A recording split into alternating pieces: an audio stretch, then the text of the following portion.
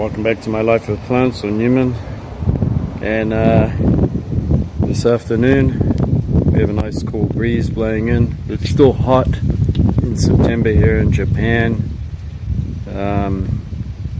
We had a typhoon that blew in from the south, so we got about 3 days of rain.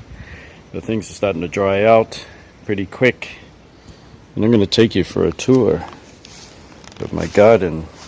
This is a Duranta, which is actually native to Florida and those tropical states in the US. Not native to here whatsoever, but these flowers smell just like caramel. They have this beautiful caramel, and not only that, the foliage is bright green, and it has this crenate or kind of incised margin of the leaf. And in this particular zone here, this will become deciduous and actually die down. But the root system, every year it gets bigger and more robust, and the plant will come away with more growth, so it can survive in this zone. However, it just dies down. Over here, this is a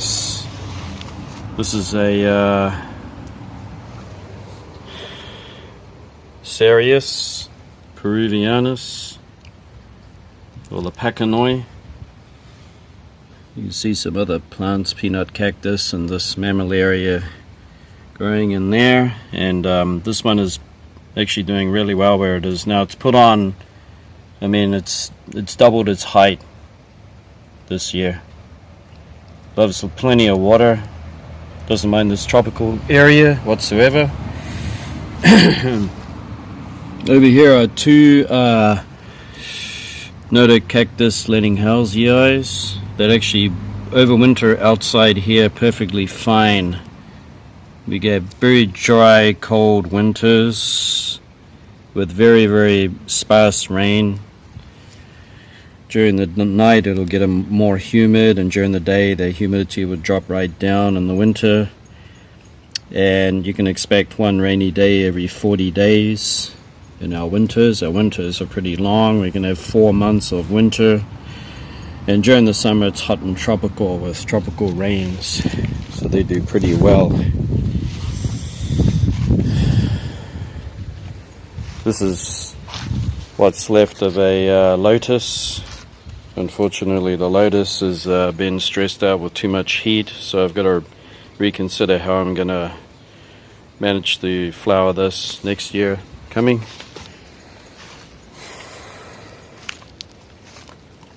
This here is what's left of a impatiens that's actually native to India. It's developed some seed pods. Hopefully that these will ripen and it'll self-seed and they will germinate, because this whole plant is annual. It actually died down. Its flowers are pretty amazing, and it did have them. Got more lotus here, and actually we got other aquarium plants actually growing here, like this one here, which I'm not sure of its name, but I have seen them at the plant nursery. And we got another aquatic plant there. This bamboo is actually a mountainous bamboo, and it's a variegated form native to Japan. This can handle very, very low temperatures, right down into the minus. We have more of that aquatic plant growing out of a big vase here with more lotus. Butterbur, which is native to Japan. These leaves aren't quite as big as they were. It's actually starting to go dormant. This is my seed growing Opuntia wheel cactus. It seems to twist and do its own thing, but something that's really, really very, very exciting, I think, is well, now I'm trying to look for it. It did something bizarre, okay? So Let me find it for you. And I can't. Gosh. Oh, where did it? It did something really unexpected. Now,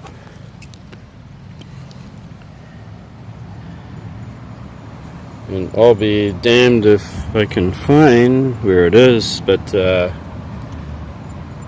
one of these stems may be here. This stem was severed almost entirely the whole way through. This cactus had flopped over and broken its own stem, and it was hanging by a thread. And I mean just a little bit of a thread hanging in there. Then, as the weather changed, temperature, these cacti seemed to move around a lot, and it moved, and it actually righted itself from almost horizontal. It was almost horizontal, and it snapped itself. And then what it did is it pulled itself back up, righted itself right up to vertical, and it healed its own stem. I was about to come out here and tape it together.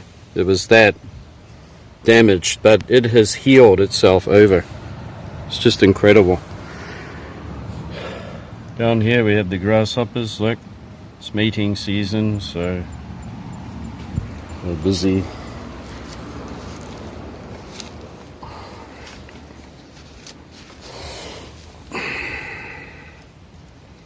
Let me get this grasshopper off here. One of my impatience.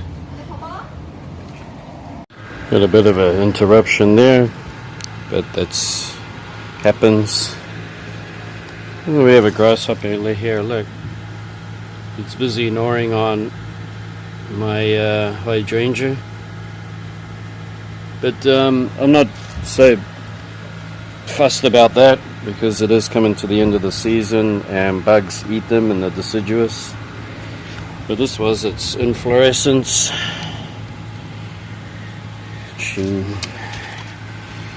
This is like a cluster or a racemus. Yeah. Right next to it there's something interesting. This is actually a native sedum of Korea and Japan. Sedum spectabile. Now the leaves are getting a little pale now because they're coming to the end of the season. They've done their job. They've taken in all the nutrients and sugars from photosynthesis, and now it's going into bloom. So these will be the blooms. They open up, little star pink flowers, and they attract all the butterflies, masses of butterflies. And it's very easy to grow. In actual fact, once this whole stem is flowered and the plant is going into winter, you can actually cut these stems and stick them straight in a dry mix, and it'll get little pups that'll grow along the nodes and grow into new plants. And this plant will die right down to its tubers, or it's got kind of a potato-like rhizomes or tubers in the soil, and it'll start growing again from the spring. They look like little cabbages in there. And this plant is a little susceptible to the Japanese scarab beetles that lay their eggs, or they bury inside there. So I got to put a little slow release insecticide. And I did that about a month ago. So they won't have any effect on the blooms. The actual poison would have done its job, killed the pesky grubs, and the flowers won't hurt the butterflies because that was done a month ago. So no problem. Here, this is actually a native fern that you may recognize as a rabbit's foot fern, but it is in the same family, Davallia. And this is a native of Japan, so it can handle temperatures right down to -7 degrees or even lower. And it still has those rhizomes, rhizomous feet that actually look like rabbits. And there's a succulent here that's actually a crassula. And it's started to grow in that pot there with these Echinopsis. We've got 3 kinds of Echinopsis here. Echinopsis ericii, which is a big guy. Next to it, these are hybrids. That one's called Morning Glory, and this one has pink flowers. That bud dropped off, but that happens sometimes. Over here, something interesting is this succulent. It's like native to South Africa, I'm pretty certain. And these flowers are pretty unique because they're kind of reflexed sepals or petals. And I don't have my glasses on, but the anthers are fuzzy. You can see there they're kind of fuzzy. It's got fuzzy anthers. They're pretty neat looking things. Got fuzzy anthers and stamens. There's a stamen in there somewhere with all these anthers full of pollen. And it's pretty succulent down there. I've got it growing in the garden here. It should be able to put up with the winter temperatures. I had a mosquito in my ear. I was trying to get rid of it. These are Selaginellas. They're actually native to Japan. We got this one here with this lovely color, golden. And we have the more greenish ones, and these grow everywhere. We've got one here too. They've just become part of the natural gardens landscape. They've escaped from their pots because they grow in these pots here. Got a couple of varieties. Got this one that actually looks like coral, and it's growing right down over and hanging. And this one gets water just about every other day. Unfortunately, this one isn't really spread too much throughout the garden, but this one has, definitely. Down here, this is a native begonia. That's a bulbous begonia. It will die down in the winter, but before then, if it flowers, all along its flowering inflorescence, it'll have little bulbils that fall down and go into the soil. So I was hoping I was going to get a colony of these. We'll see what happens. Might have to get some more. So it's a little bit stressed because of its situation. It needs to be in more shade, but we're still trying out. Over here is the huge leaves on this Blatila, which is native to Japan and China. This one is a white flowering one. It has these super coriaceous leaves that will die down to little tubers that will come away in the spring again. Right down in there, that variegated plant, it's a variegated Aspidistra, which is native to Japan too. And it hangs out down there in a pot.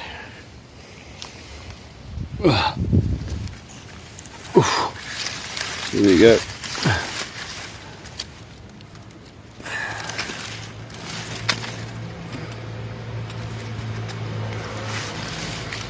There you go, Aspidistra. Those things can put up with a lot of munching and everything from bugs. Remembering that since I'm growing native plants, they have built-in mechanisms that help them with pests. Maybe they have toxins that they push into their body, into their cell, into their sap, that makes them taste bitter, or And over here, this is not a native, but it's actually a native of Australia. You need to have a look at the label down here. Acacia floribunda.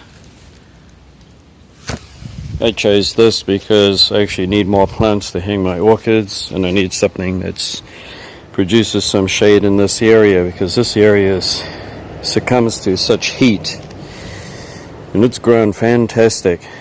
It has these long almost terete like leaves and can attain quite large size, but you can prune it if you like. It would look fantastic with orchids hanging in it in the future. It'll be just freaking fantastic. And down here, this is a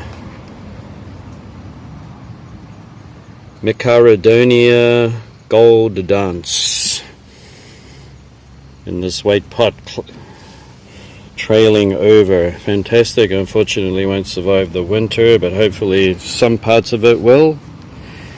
And over here we have Dahlia.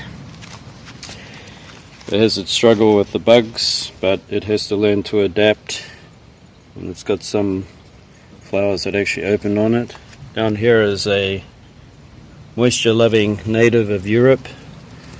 It continually flowers on these long spikes. I'm going to call them spikes because quite sessile. The flowers are sessile. They don't really have as much, well, they do have a bit of a pedicel there. This is a chrysanthemum, and it's got grasshoppers doing their stuff on it, and these flower in the November. Next to it is some kind of a daisy that I haven't pulled out, and remembering that I need more natives, and this one is actually flowered, so I got no problem with it. I'm going to leave it there. It helps to block out sun and dapple the sunlight. Down here we have a nice water plant growing in here that I didn't grow. All of these actually grew probably from spores or whatever in the mud that was taken from rice paddies a few years ago. And then you have these actually are looking better than the one that's fully exposed over there. So remembering, if you're not sure about cultivating a plant in your garden, you're best to buy 2 or 3 and spread them out in 3 different areas, and whichever one grows the best is the ideal situation. This one is called Moonshine, or so this sounds like an alcoholic drink. Moonshine whiskey or something. The moon stardust or something. It's a aspidistra, and it's growing in a pot, and it's really filling out. Look, you can actually see down there with those. It's a very rhizomus plant, and it's pushing out a lot of growth. Very hardy, grown as an indoor plant very easily too. I got something growing here that I've kept. It's just about to flower, and because I wanted to grow this moss that was collected from a source. And down here are my cymbidiums. I always got to think about what I'm saying, because I could just say the wrong name. And these cymbidiums are not native to this part of Asia, so what's going to happen is they're going to get a much drier winter than they love, and a much colder winter. So what I have to do is, I got burlap, and I've got some steel pot hangers that I'm going to show you in a minute. What I do is I just put it in the middle of the steel hanger, pot stand, and then I wrap burlap around them. Burlap is the #1 best for keeping your frost off your orchids, also letting the light and the air through. Hopefully I'm not getting attacked by too many mosquitoes. You've seen these many times before, these beautiful big Dendrobium nobiles, and the native one. which is Monoliforme. Alright, moving on. This one's been ravaged by those beetles because they also like to munch on leaves, but overall much better hydrangea this year. This is a Phytacia japonica spider web, because there's a spider web like pattern, and that's not damage from spider mite, that's just natural patterning. And we got a hosta here, beautiful hosta. And over here is a toad lily, which is native to Japan too. It'll die down to rhizomes. There's interesting flowers actually. And up here my fantastic Dendrobium Chrysotoxum, that's native to southern China and maybe possibly Vietnam. This is Swissiflorum, growing nicely. Put out a nice branch there, another one coming away. Around the back here we have a native that got ravaged by grasshoppers, but it's got the possibility to grow back again. It's actually related to hydrangeas. This is a native, and believe it or not, it's in the milkweed family, but it's native to Japan, and it's a climber. So it climbs up on things like that. So it's starting to get happy now. It's going to climb up all over that wall. Nice, and it's a variegated form. These are my dendrobiums here, that 3 of them that I got from a friend that I'm growing on. Helleborus, I think. Plus those friends are everywhere.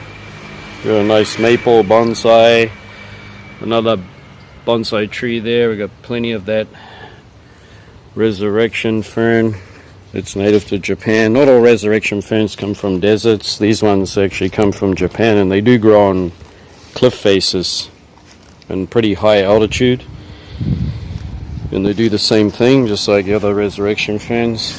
They start to close up to reserve all their, to help protect the core of the plant.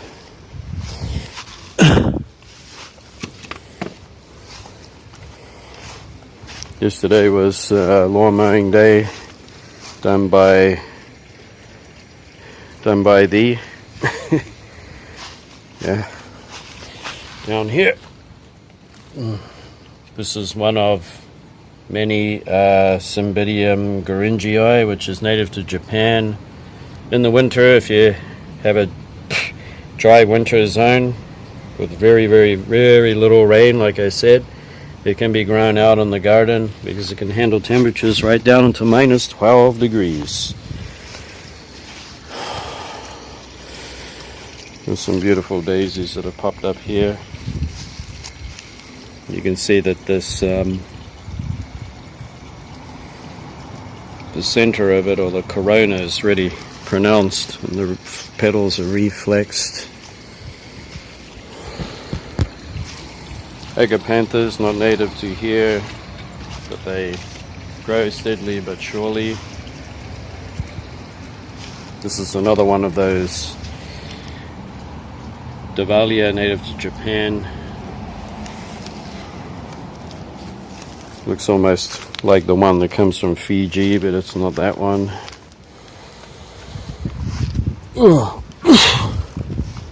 Up here, my orchids, that you've seen many times. What I have to do now is decide if they're going to stay here or not, or move according to their flowering.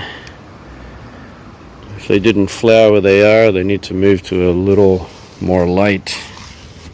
Okay. Is that door open? Okay. Thought I might have got locked out.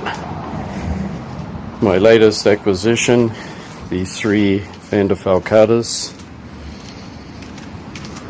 So it's very breezy here, and they get the sun that hits them at about 10:30 in the morning up till 2 o'clock.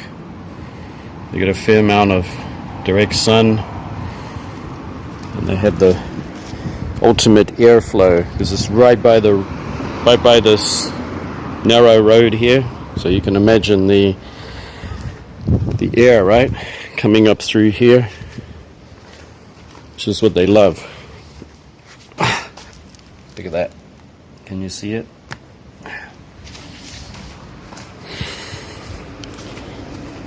Mosquitoes. Up here I mounted this Phalaenopsis, and I've never had a Phalaenopsis do so well in all the days, in all my days, as I do now, mounted. This thing was just going down the downhill, and it was dying. But right now,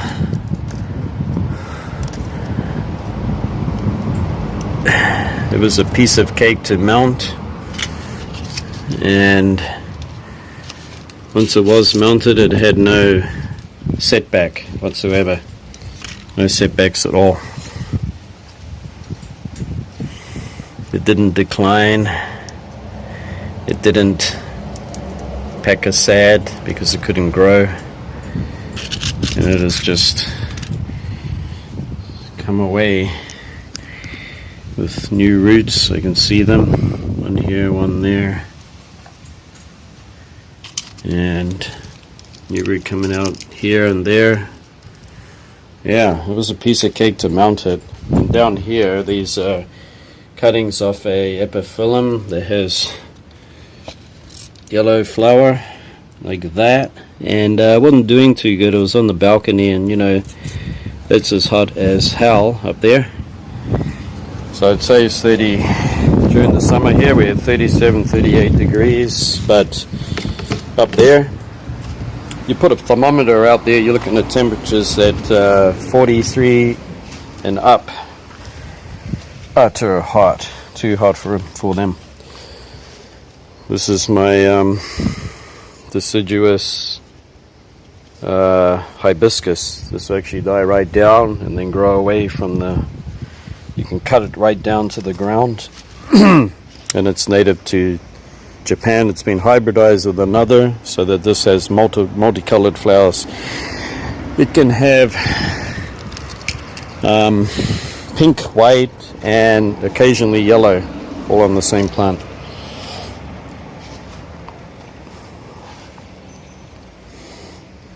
These are my other ones, the Evander falcatas, that I've been growing for. They are actually not native to this particular area of Japan at all, but it's a what I do is I have frost cloth. It's cheap, you can just buy it. It's almost like a material, and I just wrap it around them, and that gets them through the winter perfectly. Other than that, there are two that have been growing in the neighborhood for 15 to 20 years, and they are doing fine. Mosquitoes are coming now. They found me. We got buds on this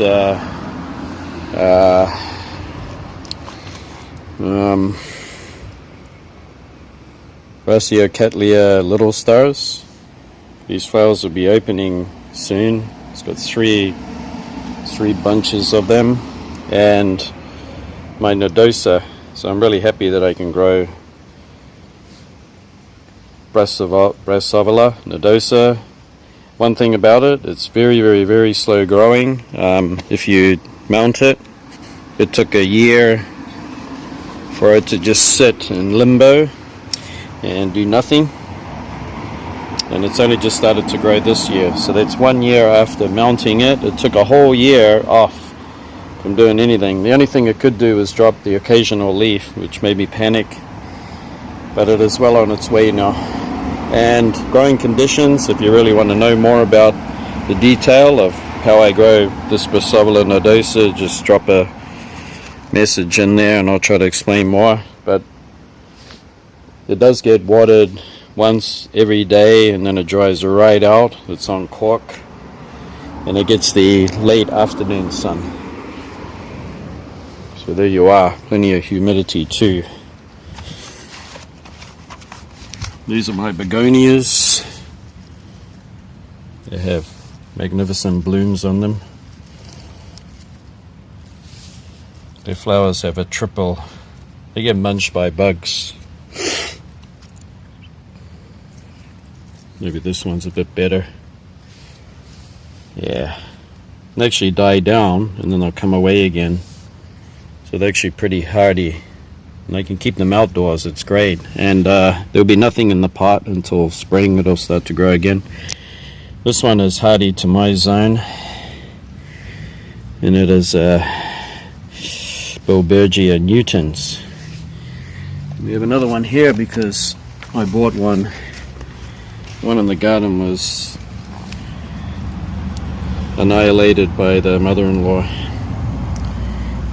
She didn't want it anymore, but she didn't ask me if I wanted it, and I've been watching it for years under the snow and all of that, and it doesn't bother it one bit. As long as it's dry in winter, it can be kept outdoors. So I got myself one. Alright, hope you found that interesting. It was a tour of my garden, and something neat. See up there the buds on my Cereus Jamakaru. There's 4 buds. And these things, they love plenty of water. Yeah. And my pitcher plants. This one's gotten a little bit chewed up by something that went inside it. Sarracenias, the flycatcher. This one's on the recovery. Because what was happening is that instead of eating bugs, the bugs were eating them. Yeah. So we'll see how they go. And I got a little bonus in there, look. Sticky plant catcher. They came with the plant when I bought it. Okay, that's all. Hope you enjoyed watching, and we'll see you again next time. Bye bye.